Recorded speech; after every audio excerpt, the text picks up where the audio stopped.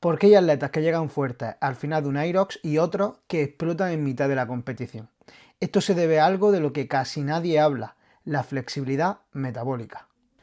Hola chicos y chicas, ¿cómo estáis? Soy Alberto Herrera, nutricionista deportivo especializado en CrossFit y Aerox. Y hoy os vengo a hablar de la flexibilidad metabólica, la clave para que rindas en tu Aerox. La flexibilidad metabólica es la capacidad que tiene el cuerpo de cambiar de sustrato energético dependiendo del esfuerzo, de usar las grasas cuando toca intensidades moderadas y el glucógeno cuando la intensidad es muy elevada. En deportes de larga duración o de resistencia tipo Aerox no gana el que más calorías ingiere o el que más hidratos de carbono consume, sino quien mejor administra sus combustibles, los hidratos y las grasas.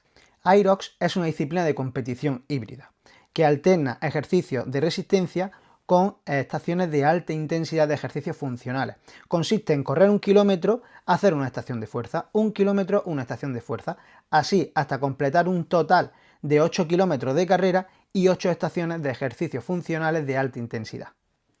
Esto quiere decir que no solo alternamos los tipos de ejercicios que hacemos durante la prueba, sino las intensidades a las que vamos a ir y por lo tanto el combustible que debemos utilizar. No es lo mismo la alta intensidad que requiere el empuje o el tirón de trineo que la carrera. A pesar de que Aerox es una competición que se desarrolla constantemente a alta intensidad, las demandas energéticas no son las mismas y tenemos que aprovecharlo. Si usamos eficientemente las grasas cuando las pulsaciones están algo más bajitas, como puede ser en la carrera a pesar de ir a un ritmo alto, vamos a ser mucho más eficientes y vamos a reservar esos depósitos de glucógeno para las pruebas más demandantes, como pueden ser los burpees, el tirón de trineo o el empuje de trineo. Como he dicho, el cuerpo deja señales de que tenemos mala flexibilidad metabólica. Aparece la fatiga prematura. Se nota que dependemos principalmente del glucógeno porque llegan picos muy bajos de energía y no recuperamos bien entre sesiones, ni en la carrera conseguimos recuperar el aliento. Ahora coge papel y boli que te voy a explicar cómo podemos mejorar nuestra flexibilidad metabólica. En mi cuenta de Instagram, Alberto Herrera /nutrición, me habréis oído decir 1 millón de veces que los hidratos de carbono mandan en los deportes de alta intensidad. Y así es. Pero quiero que prestéis atención a lo último que he dicho, en los deportes de alta intensidad. ¿Cuál es la clave de trabajar la flexibilidad metabólica? De que seamos capaces de sostener intensidades submáximas a bajitas pulsaciones, donde la presencia de oxígeno todavía está y por lo tanto facilita la oxidación de ácidos grasos, que para que lo entendamos es fomentar el utilizar la grasa como sustrato energético cuando la intensidad es más bajita. O mejor dicho, la intensidad siempre va a ser alta, pero cuando nuestras pulsaciones son más bajitas. ¿Cómo podemos entrenar esto? Yo siempre digo que los hidratos de carbono mandan, como he dicho anteriormente, pero no significa que siempre tengamos que ir de hidratos de carbono hasta las orejas. Esto dependerá del contexto, de la persona, del punto del atleta y del deporte. Un deporte como CrossFit, donde la mayoría de los walks no duran más de 12-15 minutos, mandan los hidratos de carbono, pero Aerox es un poquito más complejo que todo esto. Entonces tenemos que aprovechar las dos vías metabólicas que nuestro maravilloso cuerpo nos da, como son la grasa y los hidratos. Yo lo que hago siempre es pedirle a mi atleta su programación y de ser necesario siempre intento comunicarme con su preparador o entrenador. ¿Por qué? Porque en todas las programaciones siempre va a haber semanas o días de alta intensidad, media intensidad y baja intensidad. ¿Cómo se trabaja la flexibilidad metabólica para aumentar los tiempos en los que estamos consumiendo grasa antes de pasar a nuestro motor de gasolina? Trabajando a hidratos bajitos con depósitos casi vacíos, nunca van a estar vacíos, muy difícil si no hacemos una dieta cetogénica, pero con los depósitos muy bajitos de hidratos los días en los que la intensidad es baja. ¿Cómo sería esto? Pues siempre cuando hay una tirada en zona 2, aunque sea una tirada larga, no pasa nada. Si un atleta está a bajas pulsaciones y lo sostiene en el tiempo en una zona 2, que no me gusta hablar de zonas, pero para que lo entendáis, que no suponga un esfuerzo, que estemos corriendo, que seamos capaces de mantener una conversación aunque no podamos cantar. Ahí, en ese tipo de entrenamiento, podemos trabajar con el glucógeno muy bajito para fomentar esa oxidación de ácidos grasos. En intensidades medias iríamos entrenándolo. La idea sería que seamos capaces de sostener intensidades submáximas usando únicamente grasa. Para los días que tengamos series, alta intensidad, con altas cargas de trabajo o incluso en la parte de fuerza, donde trabajamos en el gimnasio, fuerza máxima, fuerza explosiva, ahí sí iremos a tope de hidratos de carbono. La clave sería alternar o priorizar los hidratos de carbono. Yo lo que siempre suelo recomendar es, por ejemplo, en tiradas de zona 2, como he comentado anteriormente, ir incluso en ayunas. No pasaría nada, simplemente habría que ver en qué punto está el atleta.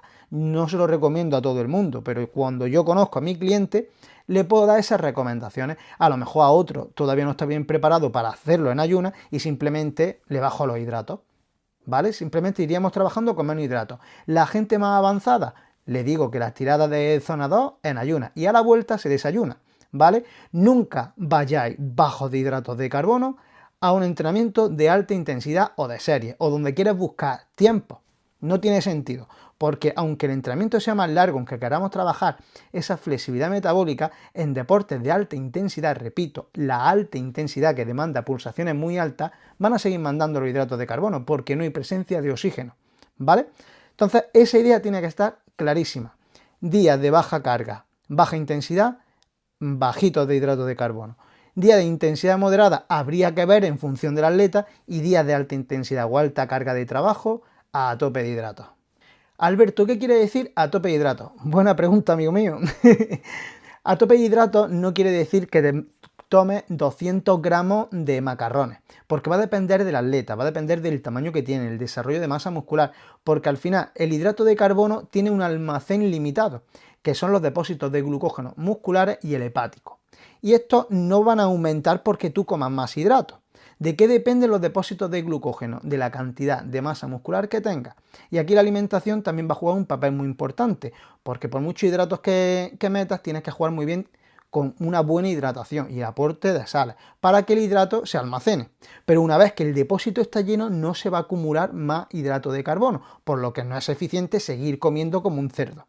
Ahora bien, cuando hablamos también de que vamos a fomentar la oxidación de ácidos grasos, es decir, a bajitas pulsaciones, utilizar nuestro motor eléctrico, las grasas, que es un motor de duración mucho más larga, pero de intensidad no nos permite mucha velocidad, para que lo entendamos con el símil del coche. Sin embargo, el depósito es ilimitado. Una persona en normopeso con un porcentaje de graso saludable, óptimo, tiene casi decenas de miles de calorías disponibles. Sí, repito, una persona en normopeso. Sin embargo, una persona en normopeso, con buena masa muscular y un porcentaje graso bajito, va a tener unos 400-450 gramos de glucógeno muscular y apenas 100 gramos de glucógeno hepático. Lo que quiere decir que a pesar de tener un almacén pequeño de glucógeno, se sigue utilizando para alta intensidad, máxima velocidad, gasolina, y el depósito ilimitado que tenemos de grasa está genial, es fabuloso, pero cuando suben las pulsaciones, cuando sube la velocidad del coche, no nos queda otra que tirar de los hidratos de carbono, de la gasolina. Y aclaro una cosa, que tengamos decenas de miles de calorías disponibles, aun estando en normopeso, sin que tengamos un exceso relativo de grasa, no significa que porque comamos más grasa nos va a venir mejor. Tenemos que ser conscientes. Un porcentaje óptimo, saludable, graso, siempre nos va a beneficiar a nivel de salud y a nivel de rendimiento deportivo. No olvidemos que sigue siendo una competición en la que gana el que llega antes. Tenemos que estar ligeritos. Si es verdad que como implica unas estaciones de fuerza, como son los trineos, tenemos que tener un buen desarrollo de masa muscular, pero equilibrio, siempre equilibrio. Y aquí también quiero aclarar, por comer más grasas no vas a usar más grasas, que aquí hay un error de concepto muy gordo. Como la grasa es energía sostenible en el tiempo y de larga duración, la gente se cree que porque tengo una dieta alta en grasa va a ser más eficiente. No. No tiene nada que ver la oxidación de ácidos grasos con que tú comas más grasa. Eso da para otro vídeo. El error más común que veo entre mis deportistas o en deportistas amateur que entrenan por su cuenta las pruebas de Aerox es pensar que siempre hay que entrenar a alta intensidad, siempre bajo fatiga. ¿Por qué? Tiene mucho sentido, siempre corre bajo fatiga muscular, pero no todo se puede trabajar bajo fatiga, hay que trabajar a alta intensidad, a media intensidad y a baja intensidad. Muchos entrenadores están de acuerdo conmigo de que a lo mejor el tema de hablar de zonas no le gusta a mucha gente y a mí tampoco, pero sí es verdad que es una guía bastante fácil para que la gente de a pie lo entienda. Trabajar en zona 2 va a ser lo que te dé la base aeróbica para luego trabajar a altas velocidades. Tengo un amigo entrenador que dice que correr lento es la base para correr rápido, y tiene toda la razón. Entonces, no todo es entrenar a alta intensidad. ¿Por qué digo esto? Porque si trabajamos siempre a alta intensidad, siempre vas a depender de la glucosa como sustrato energético, algo que no te beneficia en nada en una prueba como Irox. ¿Qué debemos hacer? Lo que he dicho, trabajar por intensidades y lo más importante a nivel nutricional, ciclar los hidratos de carbono. Ya sabemos, alta intensidad, muchos hidratos de carbono en función de nuestras demandas y necesidades. Todos no necesitamos lo mismo. Días de baja intensidad, zona 2, bajito de hidratos de carbono o incluso en ayunas, dependiendo del contexto y del atleta. Si quieres mejorar tu rendimiento en Irox, deja de pensar solo en entrenar duro y empieza a cuidar tu alimentación y a mejorar tu flexibilidad metabólica.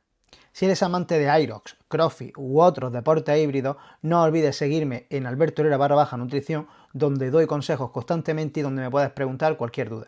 Si te ha gustado este vídeo, dale me gusta, suscríbete y compártelo con tus amigos. ¡Un saludo!